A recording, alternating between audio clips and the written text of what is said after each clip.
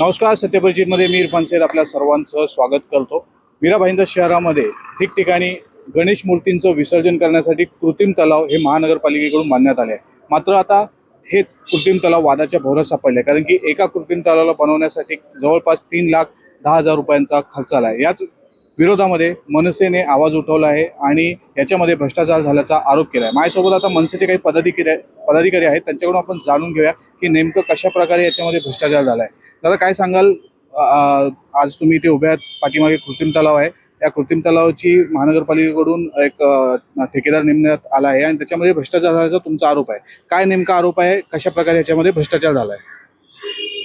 मीरा भाईंदर शहरामध्ये नैसर्गिक तलाव आहेत, पण त्या तलावात विसर्जन न करण्यासाठी मीरा भाईंदर महानगरपालिकेने कृत्रिम तलाव बनवण्यात आलाय. एक कृत्रिम तलावाची जर तुम्ही रक्कम बघितली तर 3,10,000 रुपये खर्च दाखवण्यात आलाय. प्रति दिवस 28,000 रुपये भाडा आणि टोटल जर करायला गेलं तर 3,10,000 आणि पूर्ण मीरा भाईंदर शहराचं 96,10,000 रुपये एक रक्कम आहे, ज्याचा खर्च या कृत्रिम तलाव बनवण्यासाठी केलेला आहे. तर आमचं एवढंच या मीरा भाईंदर महानगरपालिका प्रशासनाला एवढंच सांगणं आहे, जर तुम्ही सोन्याचं कृत्रिम तलाव बनवलं आहे का, 3,10,000 रुपये जर तुम्ही एका कृत्रिम तलावाच्या मागे खर्च केलाय, तुम्ही सोन्याचं कृत्रिम तलाव बनवून देणार होते का नागरिकांना गणपती बाप्पा विसर्जन करण्यासाठी? फक्त तुम्ही काय करताय, टक्केवारी काढण्यासाठी. तुम्हाला कृत्रिम तलाव दाखवतो, सोन्याचा कृत्रिम तलाव बघायचं तुम्हाला.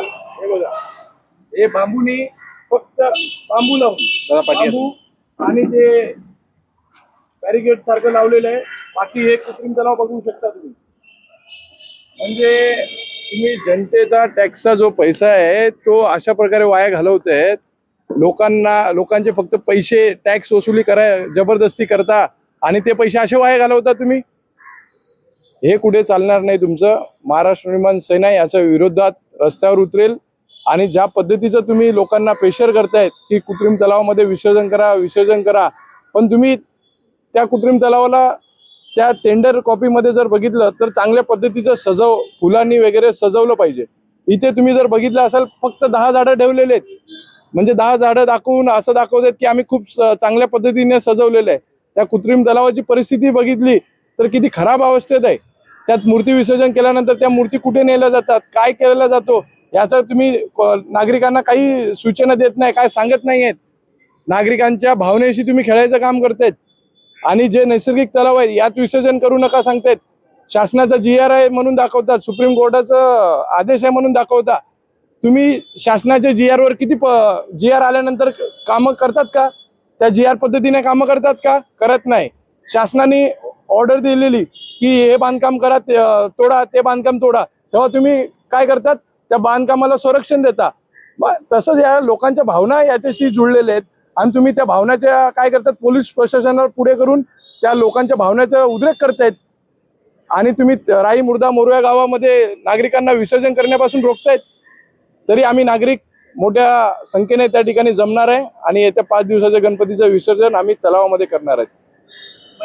2 दिवसांपूर्वी भाईंदरच्या आणि मीरा रोडच्या काही गावांमध्ये ग्रामस्थांनी ताळ तोडून त्या ठिकाणी तलावामध्ये मूर्तींचं विसर्जन केलंय, कृत्रिम तलाव असताना देखील.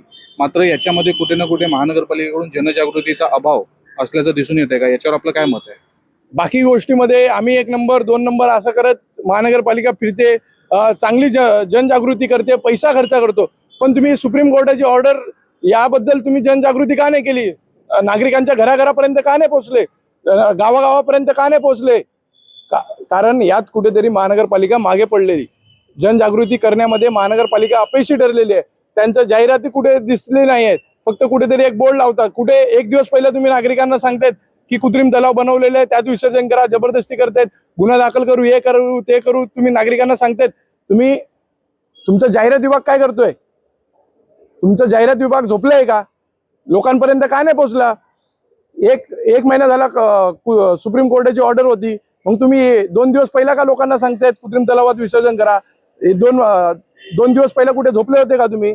महानगरपालिका यात अपयशी ठरलेली आहे आणि महानगरपालिका फक्त टक्केवारी कमवण्यासाठी नागरिकांच्या भावनेशी खेळते आहे.